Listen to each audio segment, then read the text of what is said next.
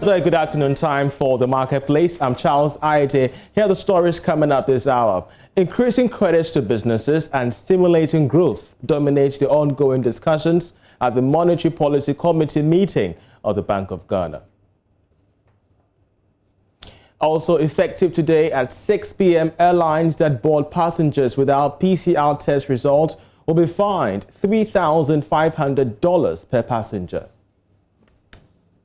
Also, ahead of the town hall meeting on fisheries and coastal management challenges to be held tonight, we'll hear from the director of the Center for Coastal Management of the University of Cape Coast. Hello once again, I'm Charles Aite with the details and more coming up shortly after this break.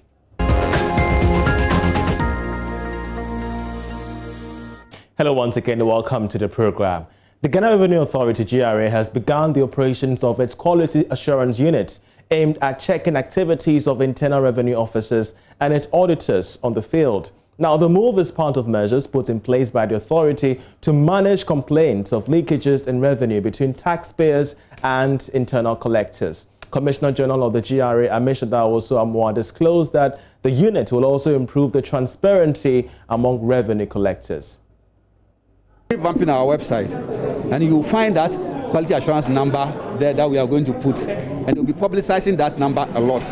So when you are calling, you are not calling your local office, you are not calling your local auditor, you are calling an auditor who is sitting at the head office at the quality assurance unit, and then you complain. So when you complain to that auditor who have to do the investigation.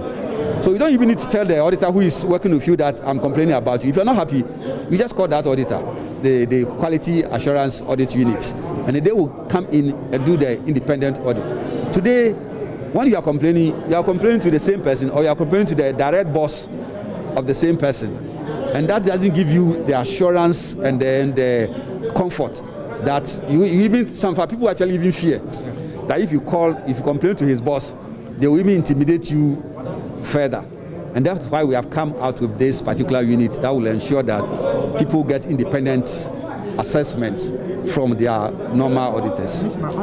Now, providing more loans to businesses to turn around their lost fortunes, stimulating economic growth and preserving the stability of the city will dominate ongoing discussions at the 96th Monetary Policy Committee meeting.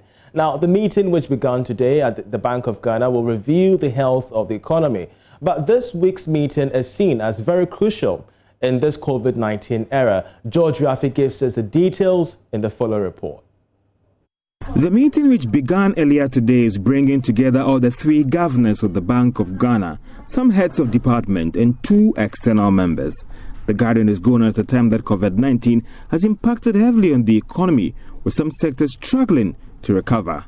Therefore, the Bank of Ghana would want to look at ways that it can use its various monetary policy measures to direct credit to some critical sectors like the hospitality and manufacturing. The Ghana city has also seen some firm stability on the market over the past 3 months. But the concern here is that, is this sustainable, or some fresh measures are needed to ensure that the stability is enjoyed for a long time, even going into next year?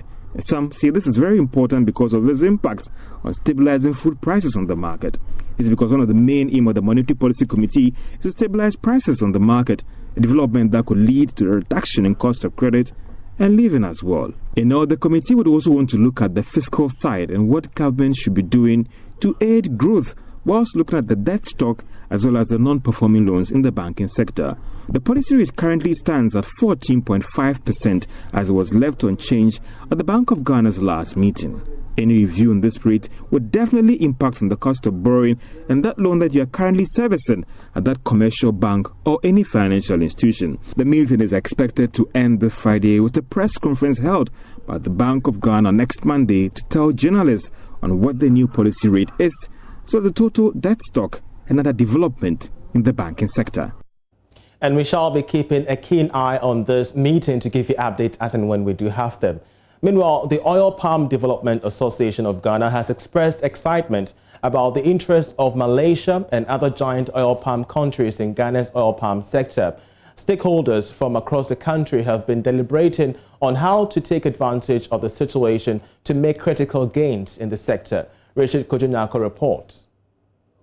The training was organized to equip executives of the Oil Palm Value Chain Association with tools and strategies to influence policy.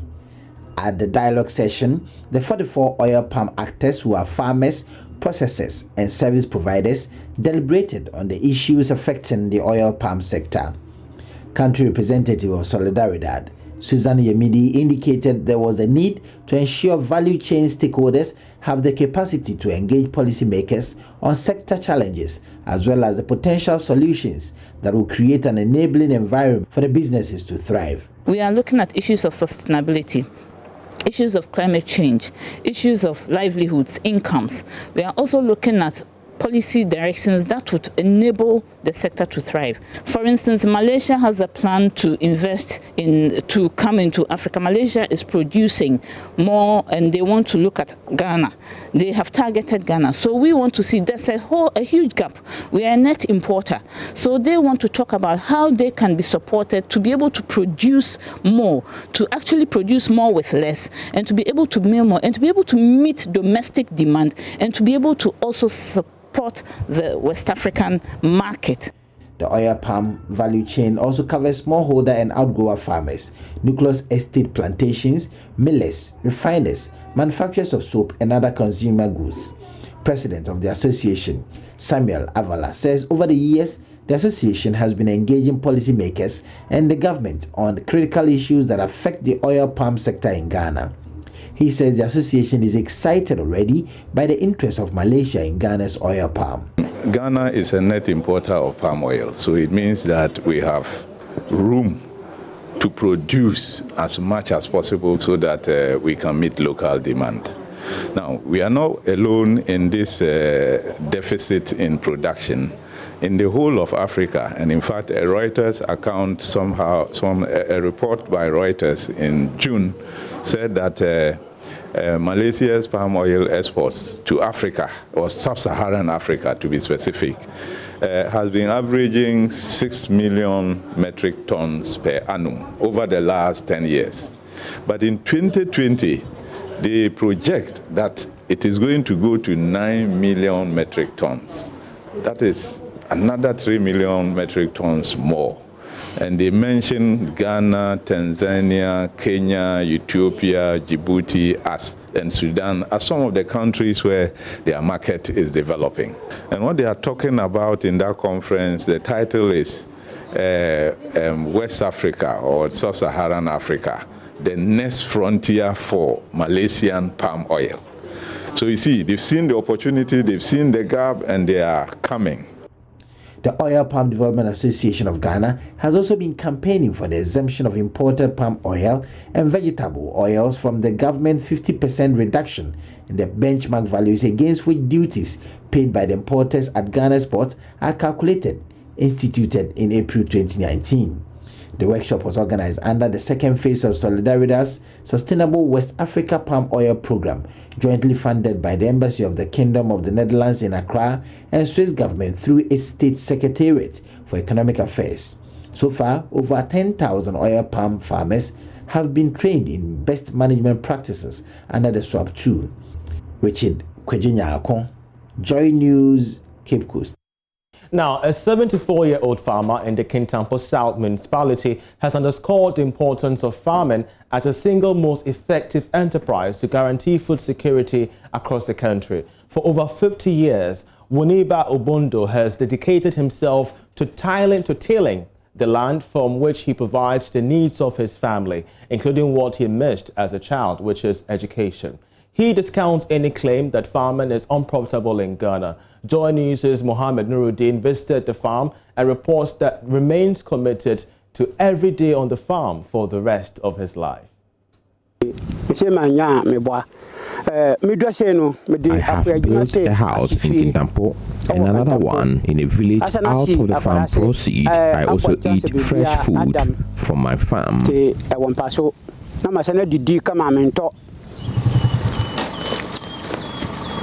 Age, they say, is just a number, and for Wuniba's engagement on the farm, the figure poses no challenge Wuniba had been farming since his early age.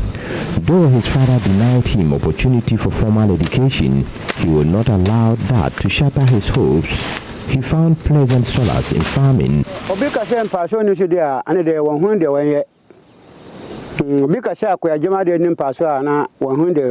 Anyone who claims that farming is not profitable does not know what they are talking about. In the past, when parents were compelled to send their children to school, my father kept us in the bush from dawn to dusk in order to stop us from going to school. I would have become a great person if I had got education. But I have invested in the education of my children from what I gain from the farm. The eldest among them has completed training college, while 2 others have also completed senior high school. There are 4 other children that I am taking care of their education. Panino aye secondary school, aye training school. Bakoso asana aye secondary school.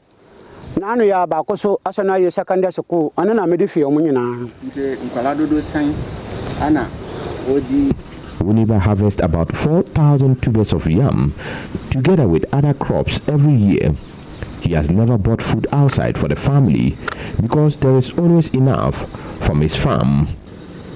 Weno medo afuweno mitimitu bayelpa kuraba ko be 40 na medo hano omuje kofe omuboya no omuje me.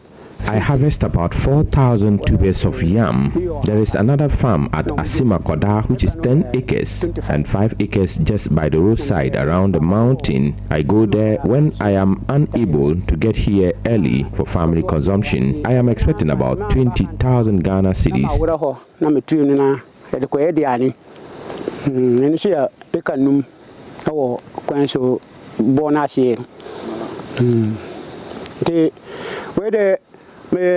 When I feel tata etu de karafi de metuano na manya sekaba 200 million na mitu. Wuniba would not allow his children suffer the fate of losing out on schooling. He has, through farming, seen them up to tertiary level. That for him is enough proof farming is profitable. Wuniba's children help him on the farm only at weekends. Omo kwaseno omo abemu akwasukuno. Now that they are educated, they only come on Friday to support me at weekends and go back. When I pass on, they should know how to sustain the farm because it is their heritage. So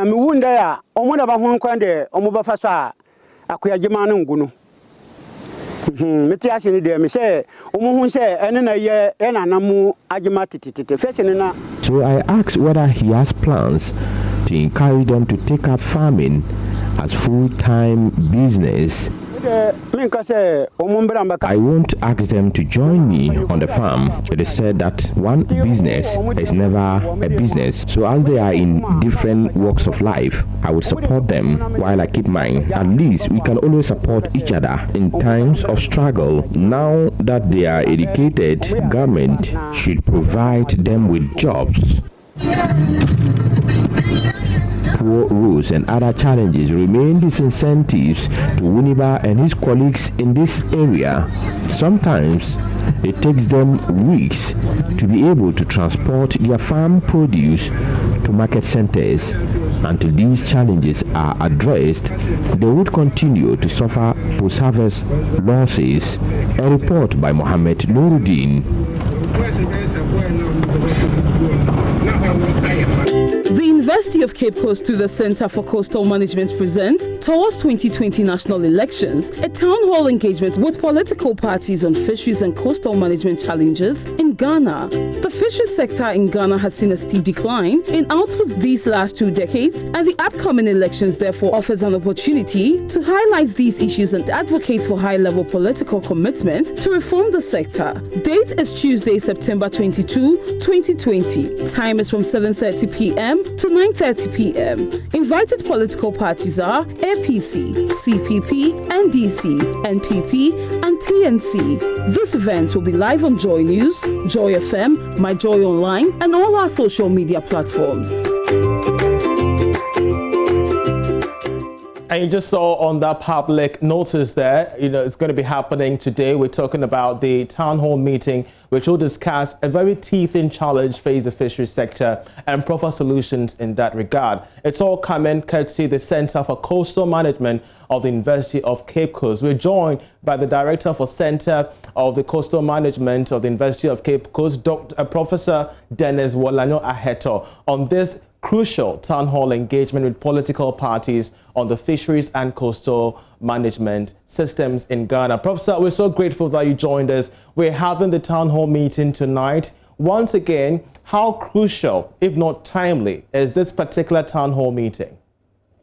Yeah, so good afternoon to your listeners or your viewership. I'm most honored to be on air to talk about the upcoming program that we're having tonight, engaging the political parties to discuss the critical challenges that we are faced with as a country in relation to fisheries and our coastal sector. And we all do know that the fisheries sector in Ghana contributes significantly to our GDP. Unfortunately, we have seen a steep decline in output over the last couple of years, over the last 2 decades.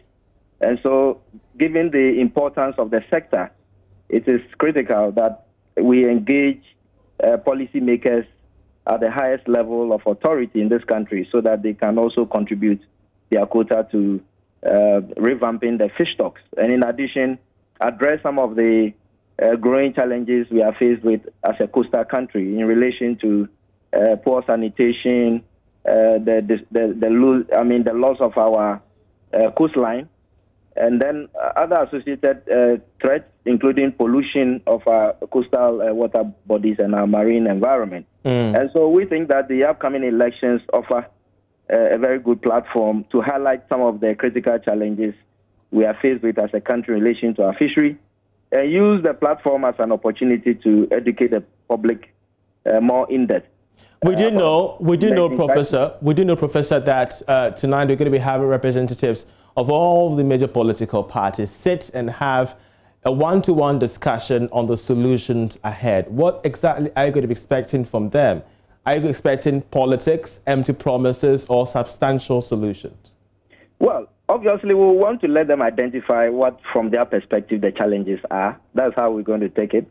I mean, they need to be able to tell Ghanaians what, in their opinion, are the challenges that the sectors these two sectors are faced with, and how they intend to address them from the perspective of their manifesto, policy issues. So we want to give them that opportunity to pitch their policy positions in relation to how they intend to address these challenges from their own perspective.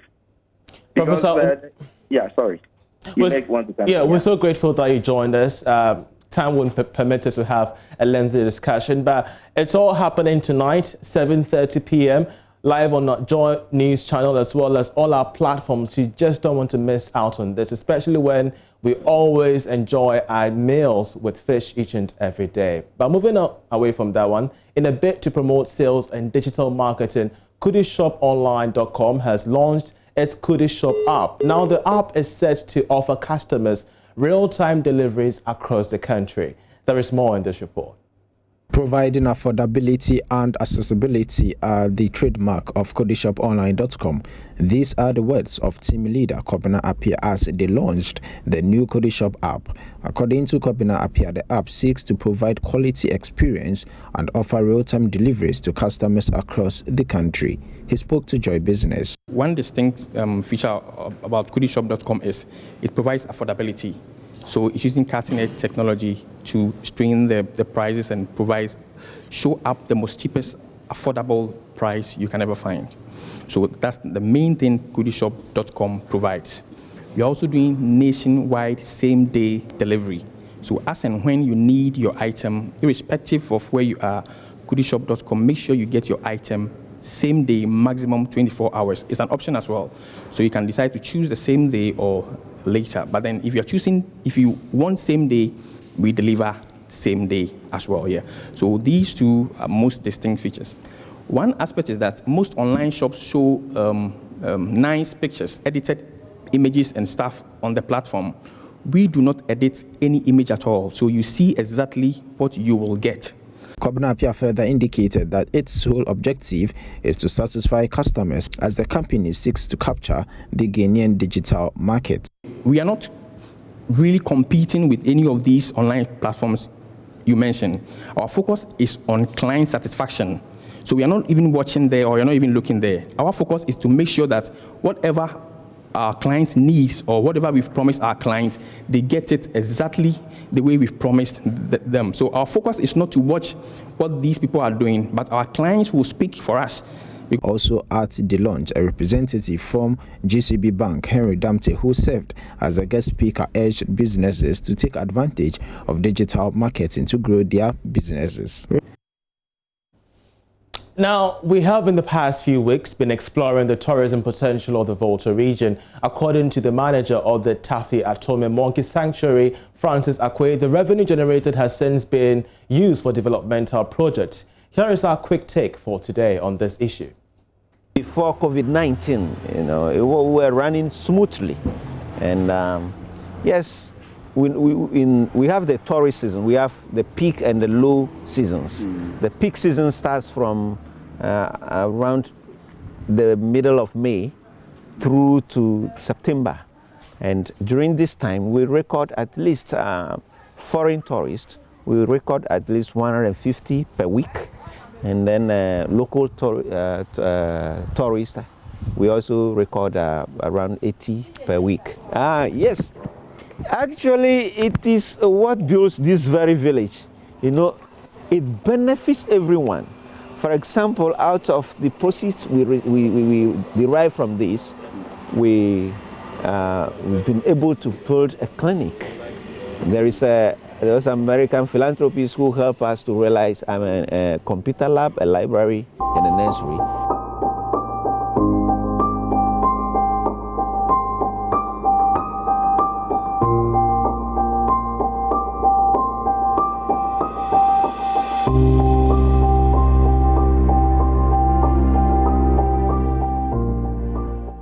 And that's all for this edition of The Marketplace.